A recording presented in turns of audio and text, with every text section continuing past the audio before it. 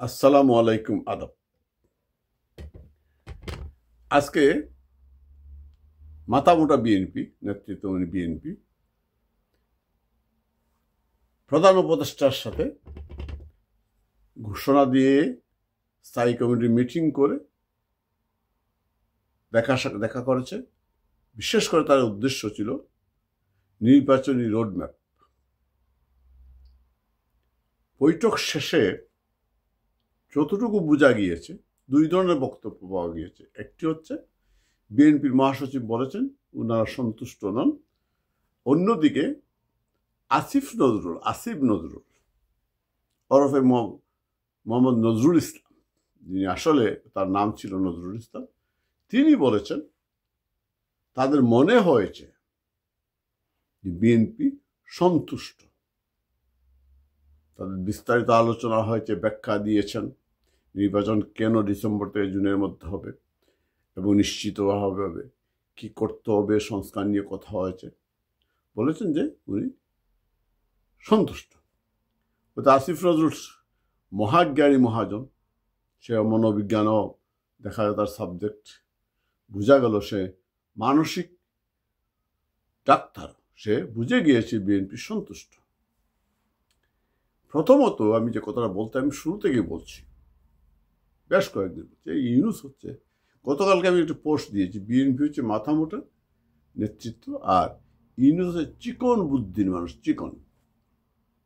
একইভাবে আসিফ নজরুল কিন্তু চিকন বুদ্ধির মানুষ। মিলেছে দুইটাই, কিন্তু দুইটাই বাটপার।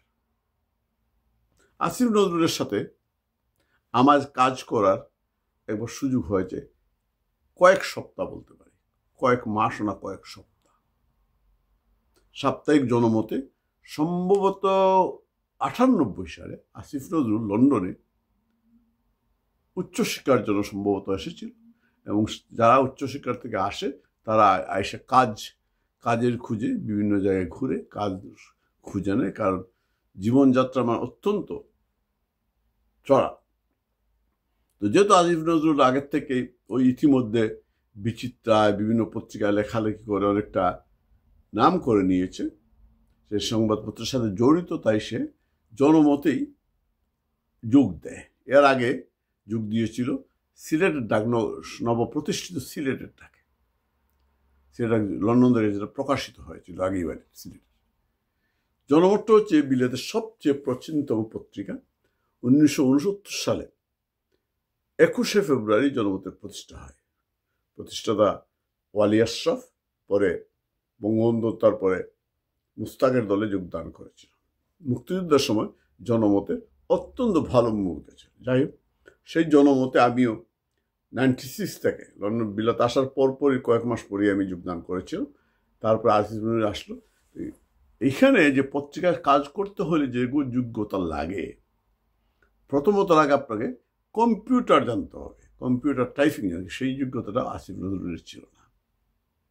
কথা বলতো বেশি এবং তেলবাজি করে অন্যদেরকে দিয়ে কাজ আদায় করে নিত এবং সম্পাদকের মনোরঞ্জন করত তেলবাজি করে। এবং যেহেতু আসিফ নজরুল একজন তৎকালীন সময়ে মোটামুটি একটা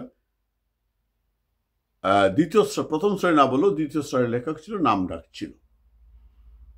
কিন্তু কিছুদিন না যেতেই আসিফ নজরুল নিজের থেকে চাকরি চলে যায়। তো সেই সময় থেকে আমি আসিফ নজরুলকে চিনি, বাটপার, তেলবাজ এবং প্রচণ্ড মিথ্যা কথা বলে।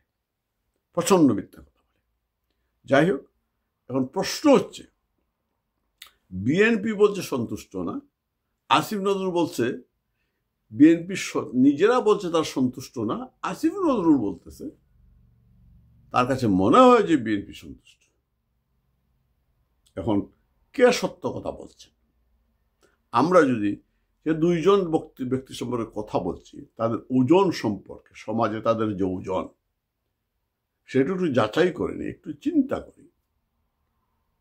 মির্জা ফখরুল যে রাজনীতি করেন বা যে ষড়যন্ত্র করেছেন ক্ষমতায় যাওয়ার জন্য, একটি নির্বাচিত সরকারকে হটাতে গিয়ে গত 15 বছর তারা যে রাজনীতি করেছেন, সেই রাজনীতির সাথে আমি কোনো অবস্থায় একমতই দ্বিমত পোষণ করি, বরং আমার অবস্থান টোটালি বিপরীতে।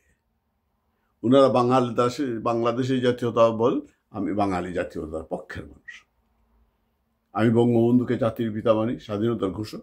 তারা জিয়াউর রহমানকে স্বাধীনতার ঘোষক, তারা বঙ্গবন্ধুকে জাতির পিতা মানতে রাজি না। এমনকি বঙ্গবন্ধু অনেকে বলেন না যে বঙ্গবন্ধু কারো দয়া দেওয়া উপাধি নয়, সেটা আন্দোলন সংগ্রামের মাধ্যমে জনগণ তাকে দিয়েছিল, তিনি সেটা অর্জন করেছিলেন।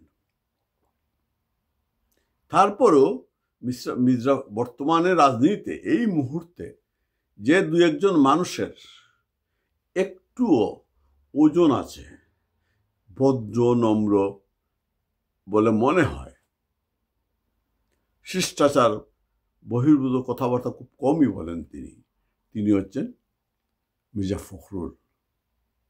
মির্জা ফখরুলের আর আসিফ নজরুল সম্পর্কে আমি আর ব্যাখ্যা দিতে চাই না।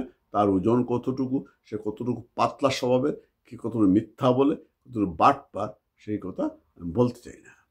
সুতরাং আপনারাই যাচাই করুন কে মিথ্যাবাদী হতে পারে, আসিফ নজরুল না মির্জা ফখরুল। আমি নির্দ্বিধায় বলব মির্জা ফখরুলই সত্যবাদী, আসিফ নজরুল মিথ্যাবাদী। কারণ আসিফ নজরুল যে বলেছেন তার মনে হয়েছে ঠিক না। বিএনপি কোনো অবস্থায় সন্তুষ্ট হয়নি, তবে হতাশ হয়েছে, অবশ্যই হতাশ হয়েছে।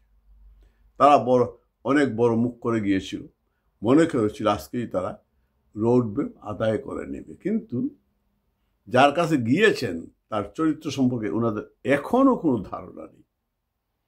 এই লোকটি সকল বেআইনি ভাবে সকল চাকরিবিধি লঙ্ঘন করে ৭১ বছর বয়সও গ্রামীণ ব্যাংকের এমডি থাকতে চেয়েছে। সেইখান থেকে কিন্তু তার সাথে গত সরকারের আইনগত দ্বন্দ্বটা শুরু হয়েছিল। তারপর সে এমডি থাকার জন্য তার ট্যাক্স ফাঁকি দিয়েছে, সেই মামলা থেকে মুক্তি পাওয়ার জন্য সে এই ম্যাটিকুলাসলি শেষ পর্যন্ত সে সরকার পতন ঘটিয়েছে তার ষড়যন্ত্র করে, বিশ্ব আমেরিকার সহযোগিতায়, এবং সে আজকে সরকার প্রধান।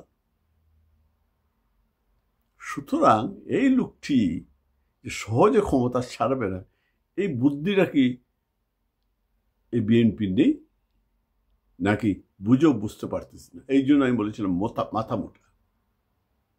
ইউনূস ক্ষমতা ছাড়বে না। সে যখন কথা বলে যার সাথে থাকে, সে অত্যন্ত চমৎকারভাবে একটি মুখে একটা মেকি হাসি নিয়ে ইনডিফিনিটভাবে কথা বলে, মেকি হাসি থাকে। এই কথাবার্তা আপ্যায়নে তার কোনো ত্রুটি নেই, কিন্তু এর আড়াল হচ্ছে আসল চেহারা। সে ক্ষমতা ছাড়তে চাইবে না। তার প্রতিফলন হচ্ছে আজকেই আমরা যে জিনিসটা দেখলাম, আবার কিংস পার্টি, যেটা নিজে স্বীকার করেছে, তার উৎসাহে যে পার্টিটা হয়েছে, সেই পার্টির যিনি কিছুদিন আগেও এই সরকারের উপদেষ্টা ছিলেন, নাহিদ ইসলাম, আমেরিকার যে প্রতিনিধিরা বাংলাদেশে এসেছে তাদের সাথে সাক্ষাৎ করে কথাবার্তা বলে বের হয়ে সাংবাদিকদের সাথে যে কথাগুলো বলেছে, অনেক কথাই বলেছে। দুইটি কথা আমার কাছে অত্যন্ত সিগনিফিকেন্ট, অত্যন্ত গুরুত্ব বলে মনে হয়েছে। কারণ যখন ইউনূস আবার বা বিএনপিকে আশ্বস্ত করেছেন ডিসেম্বর থেকে জুনের মধ্যে নির্বাচন করে ফেলবেন, যখনই এই কথা বলে, তখন কিন্তু মনে আছে আরেকবার একই অবস্থা হয়েছিল।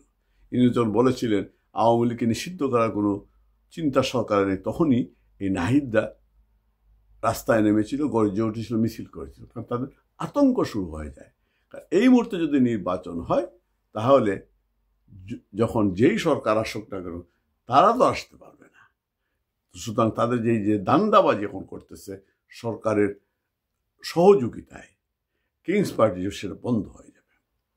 কি বলেছে নাহিদ বলেছে এই বর্তমান প্রশাসন নিরপেক্ষ নয়, এই প্রশাসন বিএনপির পক্ষে কাজ করছে, সুতরাং এই প্রশাসন দিয়ে নির্বাচন হবে না।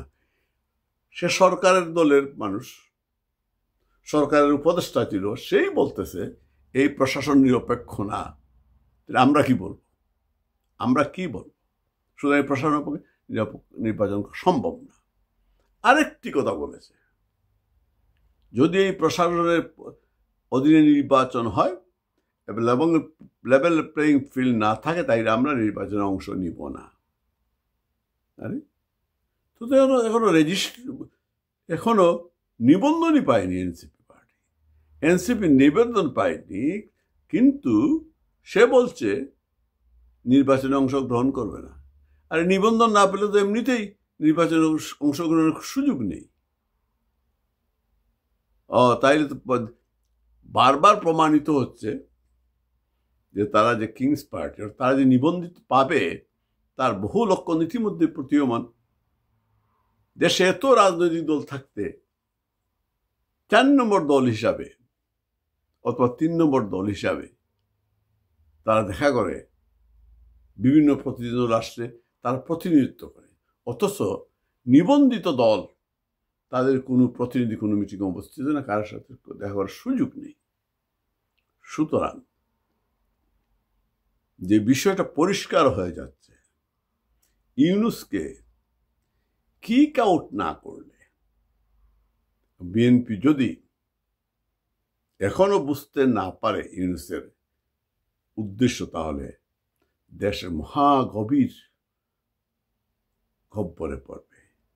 মুক্তিযুদ্ধ, বাংলাদেশ ধ্বংস হয়ে যাবে। সবাইকে ধন্যবাদ।